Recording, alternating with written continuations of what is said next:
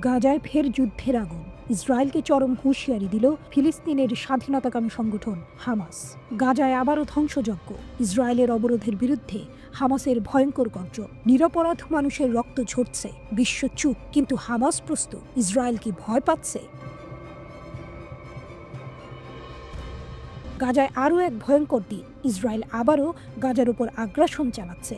বোমার শব্দে কেঁপে উঠছে গাজা উপত্যকা। হামাস চুপ করেনি, এবার তারা ইসরায়েলকে শেষবারের মতো হুঁশিয়ারি দিল। গাজায় ইসরায়েলি অবরোধ। ইসরায়েল গাজার জন্য সব ধরনের সাহায্য বন্ধ করে দিয়েছে। খাবার নেই, পানি নেই, বিদ্যুৎও নেই, কেবলমাত্র ধ্বংস আর কান্নার শব্দ।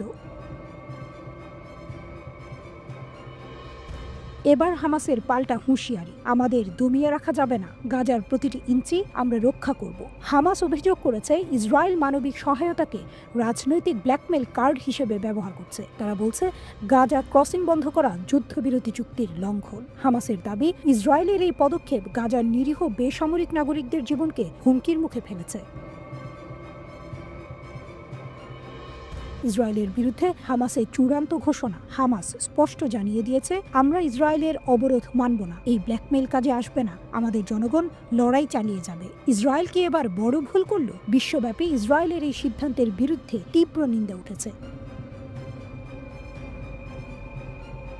নতুন করে ইসরায়েলি হামলা, গাজায় আরও রক্ত ঝরছে। এরই মধ্যে গাজা স্ট্রিপ এবং পশ্চিম তীরে নতুন ইসরায়েলি হামলার খবর পাওয়া গেছে। আল জাজিরা জানিয়েছে, গাজায় হামলায় কমপক্ষে 6 জন নিহত, পশ্চিম তীরে আরও 4 জন নিহত হয়েছে। বিশ্বব্যাপী নিন্দার ঝড়, ইসরায়েলের সিদ্ধান্তের বিরুদ্ধে ক্ষোভ।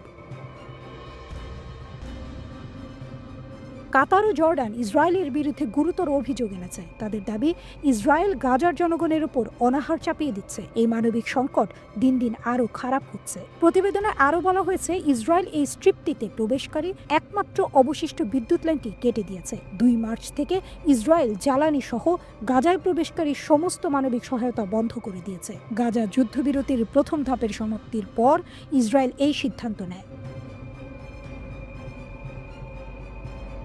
এবার কি করবে হামাস? হামাস কি এবার পাল্টা হামলা চালাবে? গাজা কি আরেকটি সর্বাত্মক যুদ্ধে জড়িয়ে পড়বে? নেতানিয়াহুর বিরুদ্ধে হামাস কি চূড়ান্ত সিদ্ধান্ত নেবে?